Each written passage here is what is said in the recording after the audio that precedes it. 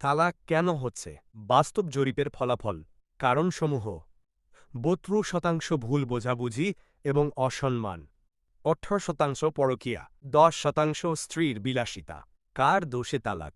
মেয়েদের কারণে 18%, পুরুষের কারণে 22%। তালাকের পর বাস্তবতা: 20% নারী পুরুষ অনুতপ্ত, তাদের সিদ্ধান্ত ভুল ছিল। 5% মেয়ের আর বিয়ে হয়নি, 4% মেয়ের বিয়েতে অনীহা, 7% মেয়ে পথভ্রষ্ট, 5% ছেলে আবার বিয়ে করে সংসার করছে, 1.5% ছেলের বিয়েতে অনীহা, 2% ছেলে পথভ্রষ্ট, বিয়ের পছন্দ, 70% ছেলে কুমারী মেয়ে বিয়ে করেছে, 0.1% মেয়ে কুমার ছেলে পেয়েছে।